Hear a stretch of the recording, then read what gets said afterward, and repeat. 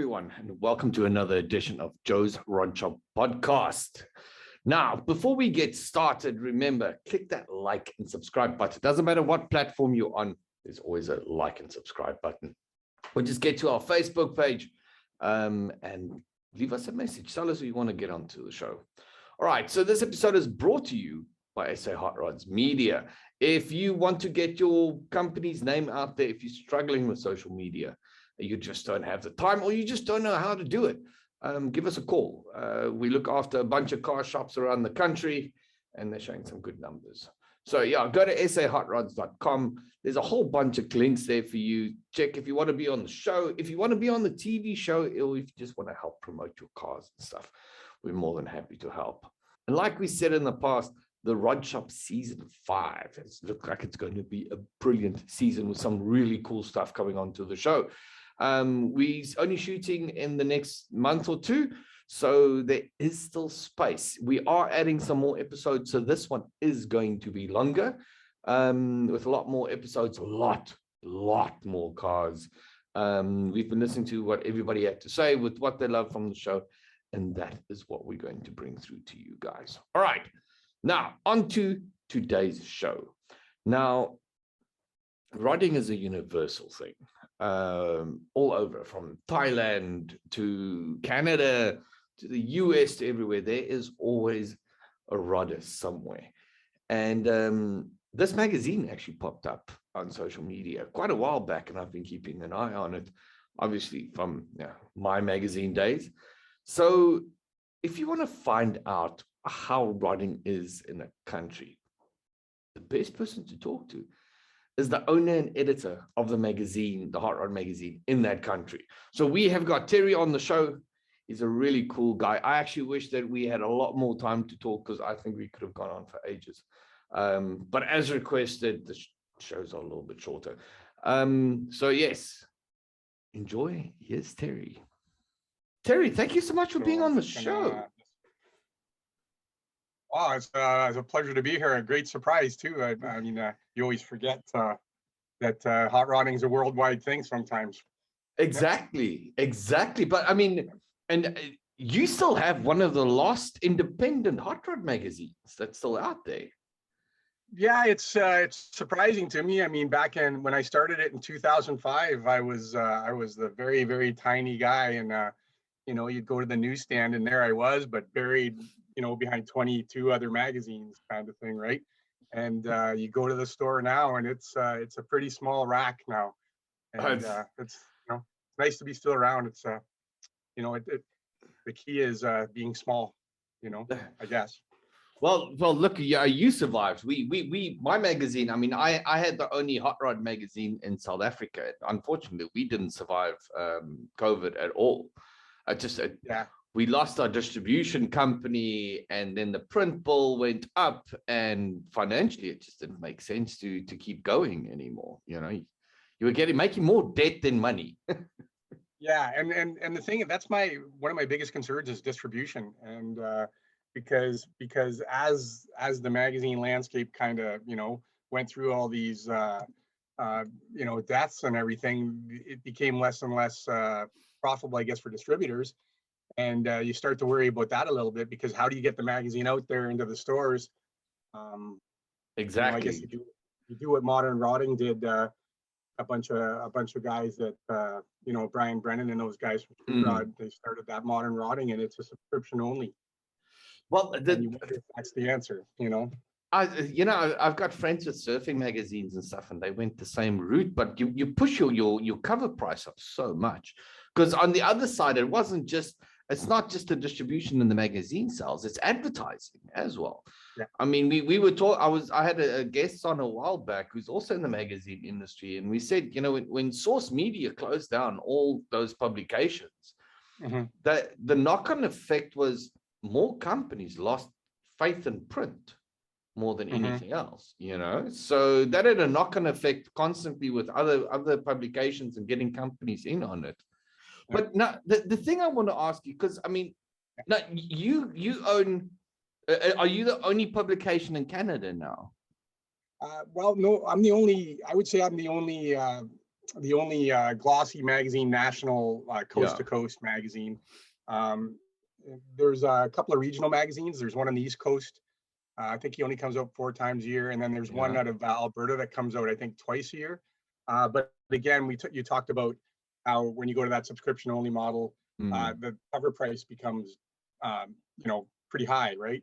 Yeah. And mentality of the magazine buyers for the last 50 years or 60 years, or ever since magazines, is that the advertising makes cover price low, right?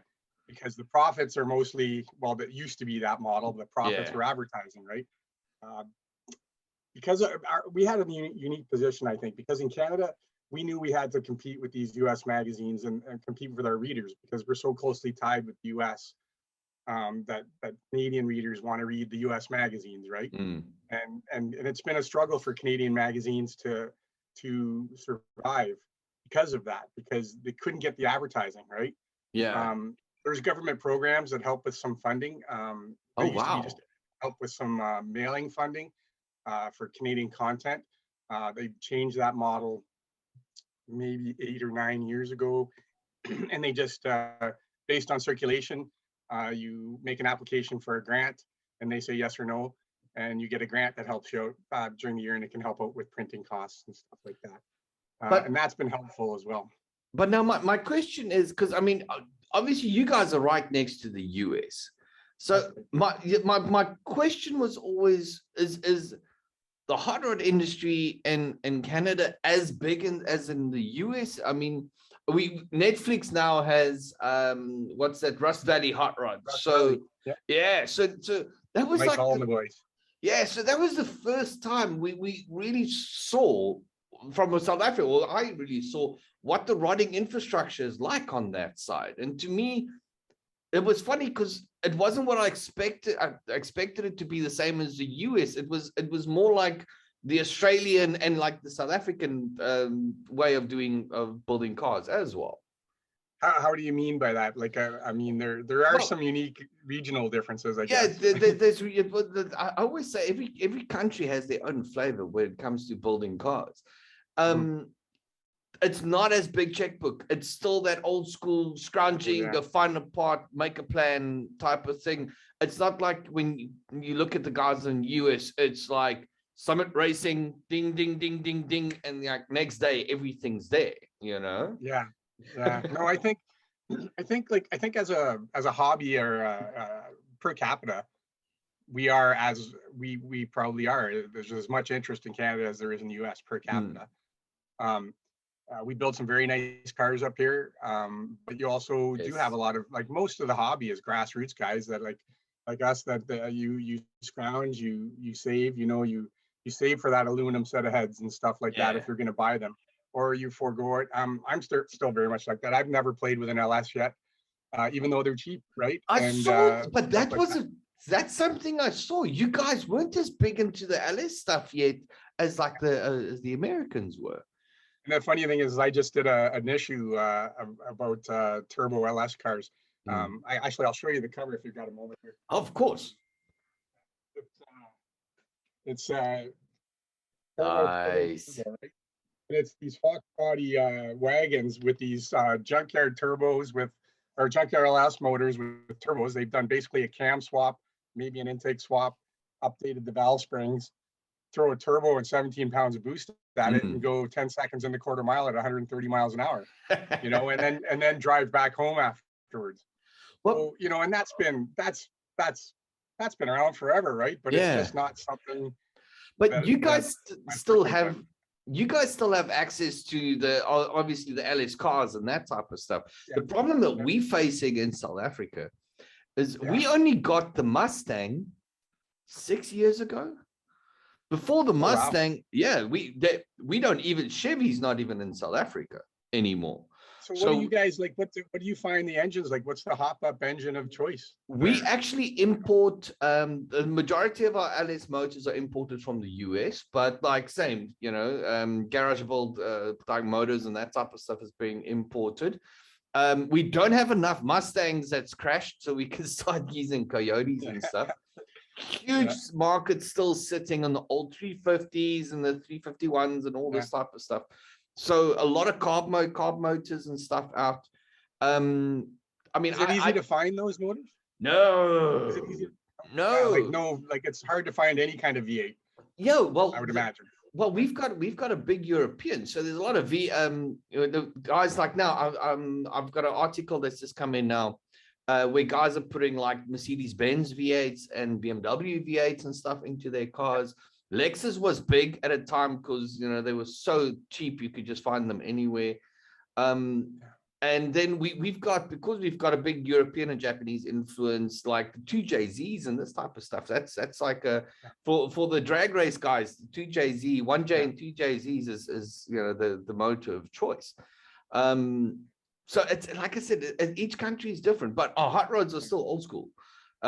More than anything else, just a lot of 350. What's a 350 combo? 350 motor, 350 gearbox. Yeah, turbo 350. Yeah. But it's funny, like shows like any reality based hot rod show like Rust Valley and everything. It's not a really solid indication of what's going on in Canada in one sense. Obviously, yeah. There's some drama and some funny stuff that goes on there. But certainly, I did not see one LS build in that whole series. I can't think of one. Yeah, and I'll be honest, I've only watched about. I just watched the last season. I haven't watched the first two yet. I do a lot of YouTube and Motor Trend on demand and stuff like that. I watch. But yeah, I would say like as I go across the country, there are some regional things that you notice that you can tell a car from Quebec, maybe or Eastern Canada, and it's just different tastes and different. Sometimes even quality. Like you get into some areas where there's a real hotbed of hot rodding and everything you see is beautifully done, and but in other places you just want to have an old car, so you grab an old car, you throw a motor in it and you cruise around, right? And you don't spend a ton of time and money on a paint job or anything like that. And more the old I was school. talking to Chip Foose.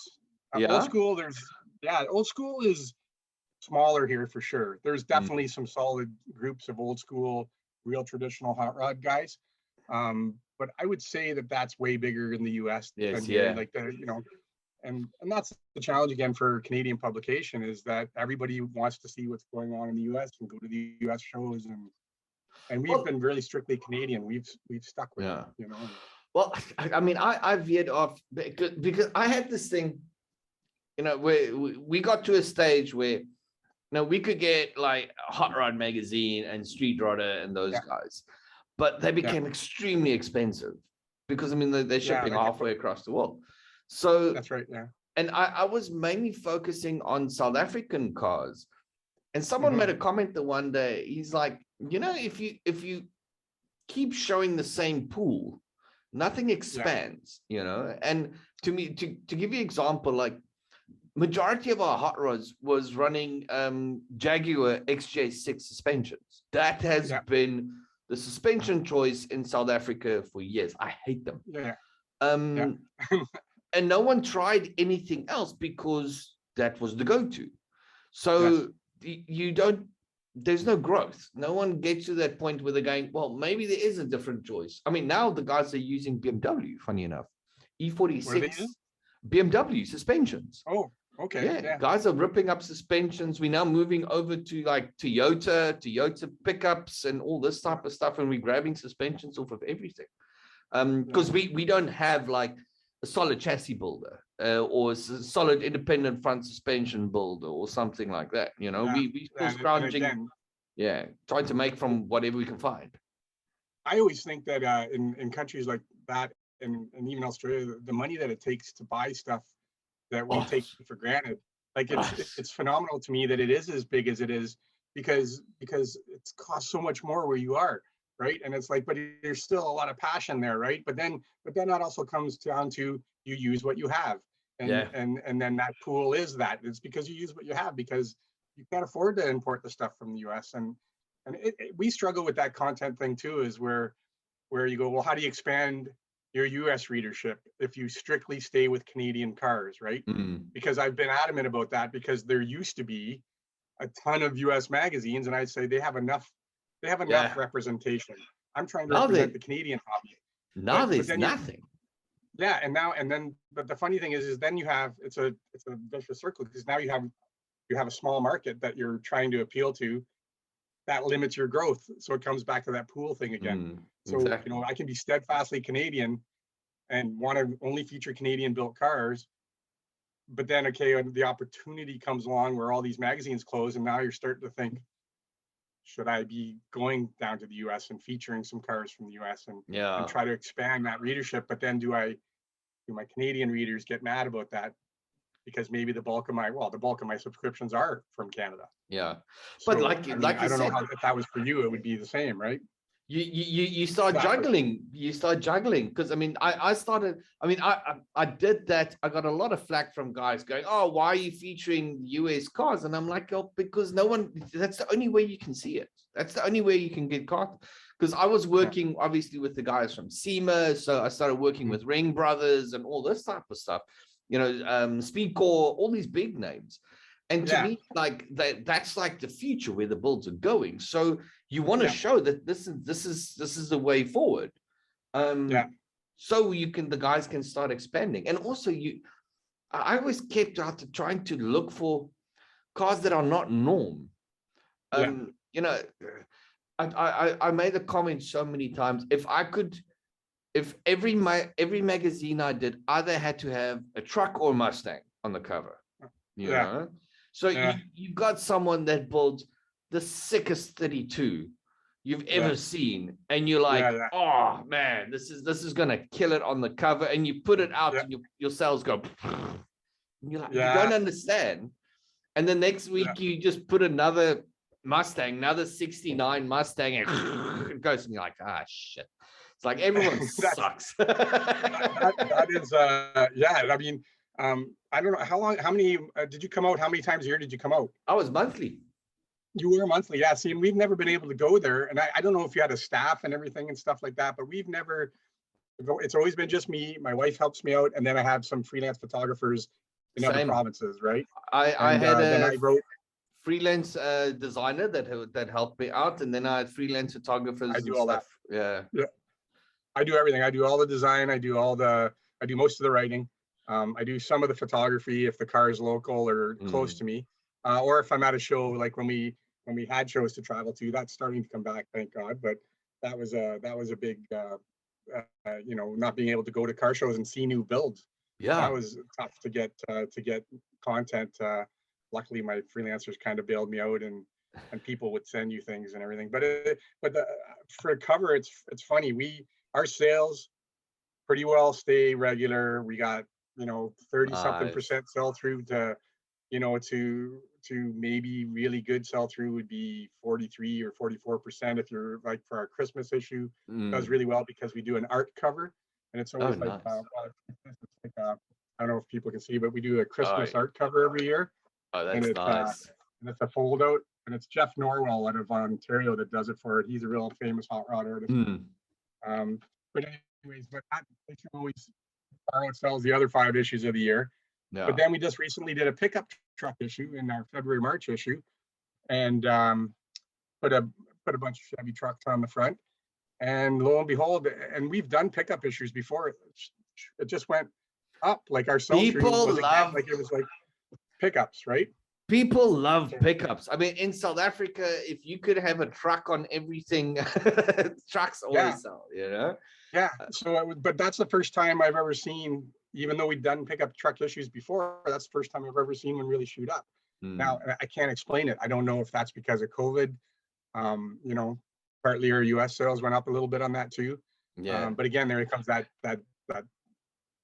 if I really want to expand in the US market, that's more copies I have to print. And am I going to get the love back from advertisers and stuff to make it worthwhile? I had a company that approached me to ship my magazine into Australia, New Zealand, Canada, and that type of stuff. And the problem was you had to print so much more. Yeah. And you only actually get money back after 6 months.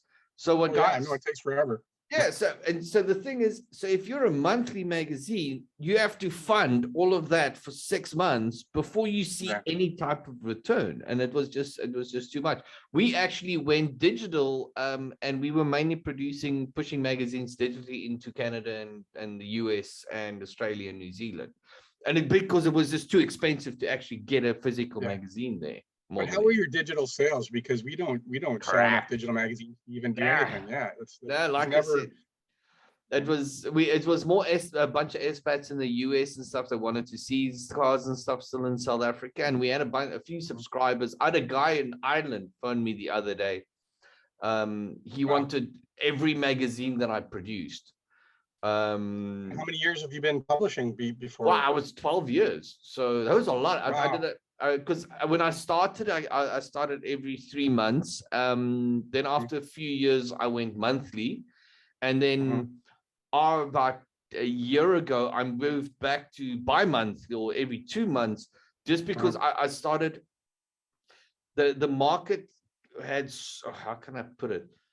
We had a bunch of advertisers that were struggling that said, we can't do this monthly. Yeah. We said, okay, well, let's go put it this way. The advertisers were approaching us going, we want to rather advertise every 2 months. And we just started looking at numbers, and I went, well, then I'll rather produce a magazine every 2 months. That was more the fact, because I could see where the ship was going. Yeah. More than anything else. And then, like I said, it became harder, because to me, there's two sides to advertising as well. You've got advertising was great for smaller shops.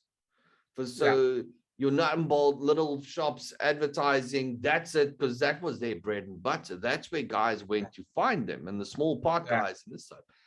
But the big guys didn't care, because they were throwing massive amounts of money behind social media. And you can't just survive off the small guns. It was the big ones that was paying that was, I always said, one's bread, one's butter. Yeah. So it's I mentioned this earlier and I didn't really expand on it, but the idea of advertising paying our bills has never been something we've been able to do. Just because when we first started, of course, we were a newsprint tabloid, because that's what I was, a journalist doing newspapers, and I was familiar with that format, and I was working at a newspaper, and the publisher at the newspaper said, well, we can print that for you. So, and they had a press and everything. So I'm like, well, that's good. And of course, newsprint's cheap.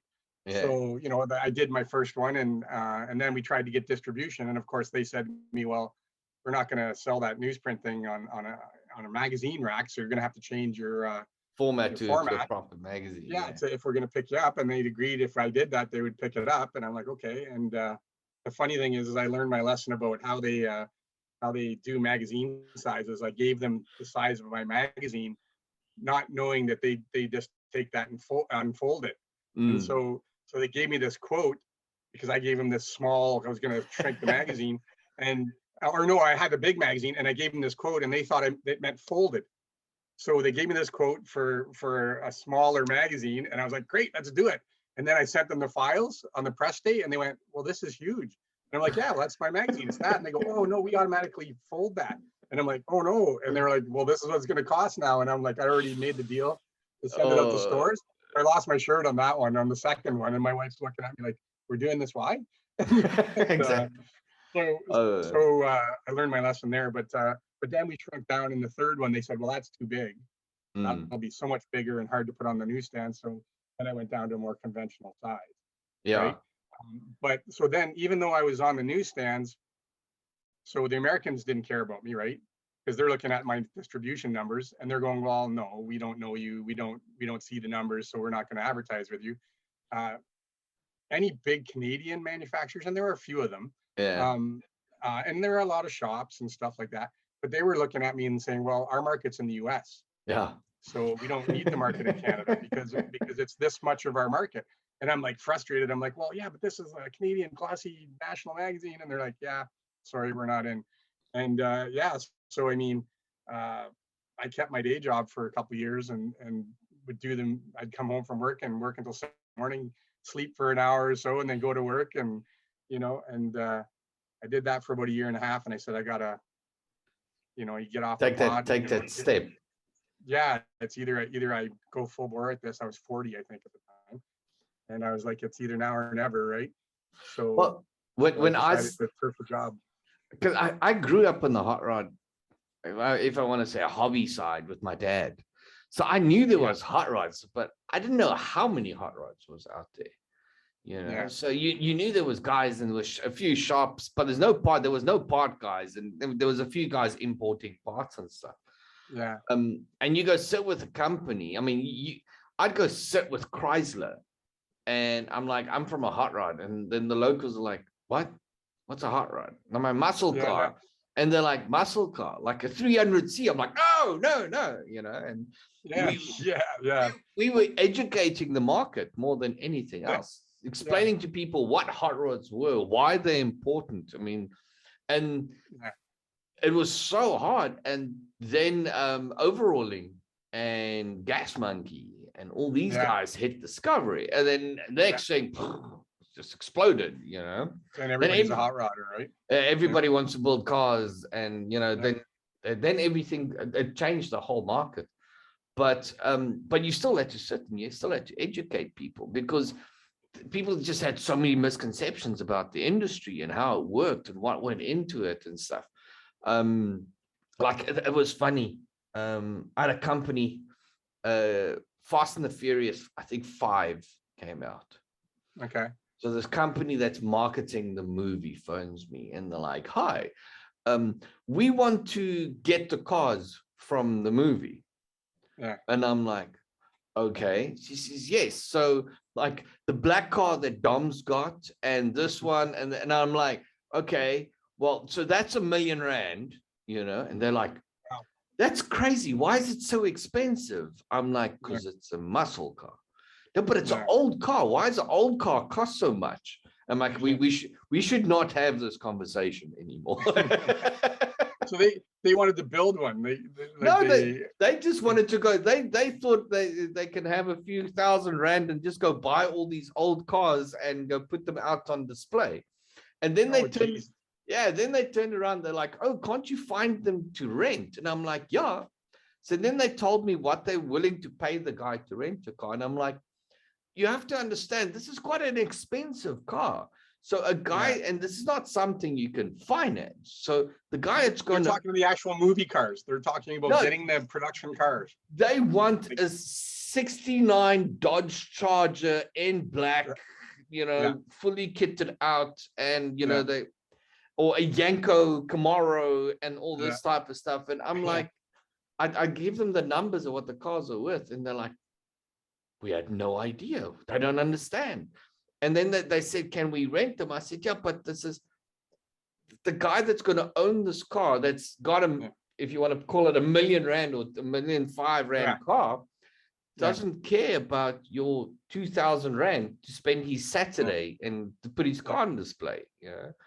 So like I said, so it was this constant explaining to people how it works and why it worked and why things are expensive. Because I don't know, on our side, the cost of cars just skyrocketed. Or one day you could buy a 69 Camaro, you couldn't give it away at like 40,000 Rand, which is probably like $2,500.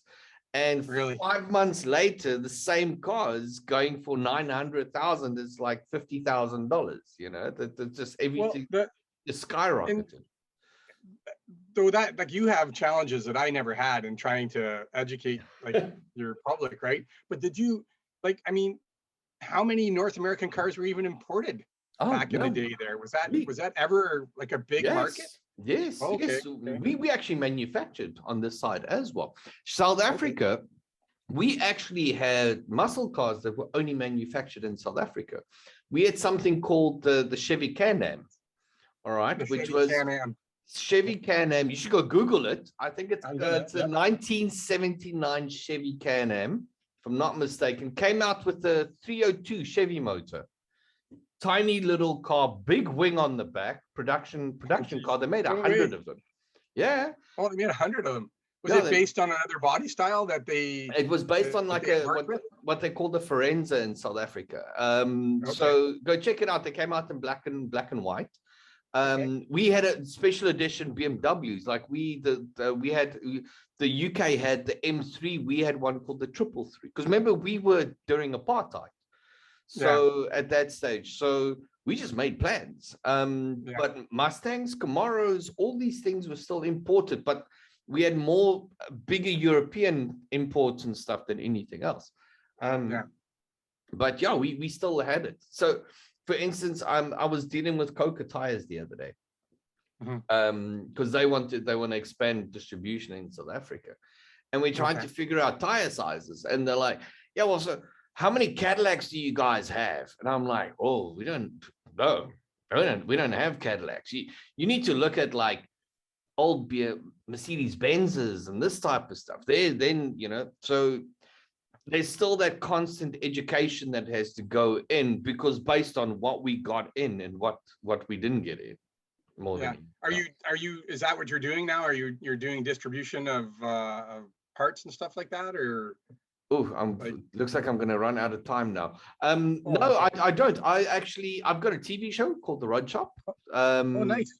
That I look at all the shops and stuff. I'll send you a link through to SA Hot Rod Media. You can see it. And then I do the podcast, and I help with car builds and all this type of stuff. Is TV so much better than like doing the TV experience? I've been doing that for a while. Yeah, I've been doing the TV show for about 10 years now. No, less than that. But I've been all over the place with it. I tried to build cars, but that just turned out too expensive. And also building a car in South Africa, like my production got stopped because I was missing parts.